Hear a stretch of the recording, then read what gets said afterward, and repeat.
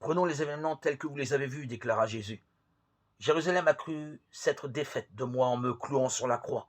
Mes bourreaux espéraient qu'au lendemain de la Pâque, on ne parlerait guère plus de moi, ni de vous, que des zélotes saisis par les Romains et fréquemment mis à mort.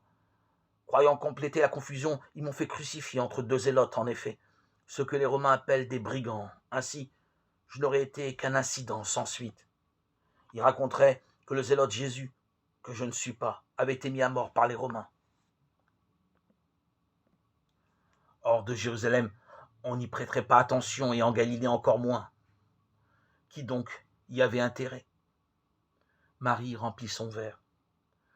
Il posa sur un morceau de pain un bout de fromage blanc aux herbes et le mâcha avec appétit. Le temple, s'écria Lazare.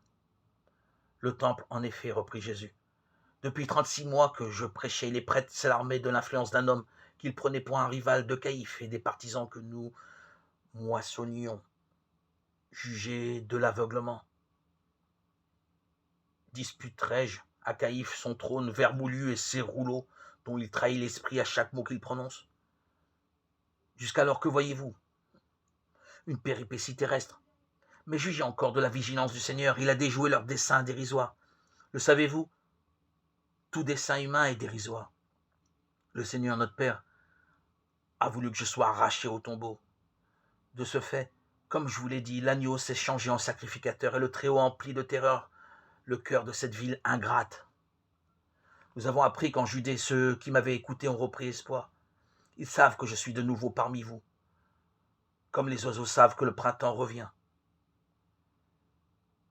Mais la police du temple les poursuit avec une violence renouvelée. Maintenant, ils les mettent même à mort. Ils ont lapidé l'un des nôtres, Étienne. Ils se récrièrent. Tu as dit que tu ne verserais pas le sang. Mais comment triompherons-nous de ceux qui le versent? Demanda Jacques d'Alphée. Ce n'est pas nous qui triompherons, Jacques, c'est le Seigneur. Ne vois-tu pas que cette ville est pareille à un navire qui se disloque dans la tempête? Jadis, ils avaient rarement eu le privilège de pareilles explications, car le soir le trouvait épuisé. Là, dispo, il reprenait ses propos pour eux. Même les zélotes ne sont pas d'accord entre eux, lâcha-t-il sombrement. Hélas, j'entrevois le jour du bûcher. Ils baissèrent la tête. Un peu plus tard, Jean le prit à part et lui demanda « Que sert de répandre la parole si les temps sont accomplis ?» Ils sont accomplis pour Jérusalem. Il existe ailleurs des hommes qui ont faim de lumière. Cette nuit-là, il sembla à Jean que les étoiles descendaient jusqu'à lui.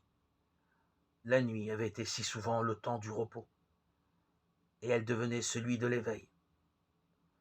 Elle avait autrefois invité les démons, mais là, elle lui emplissait la bouche et le cœur d'un vin profond comme la mer.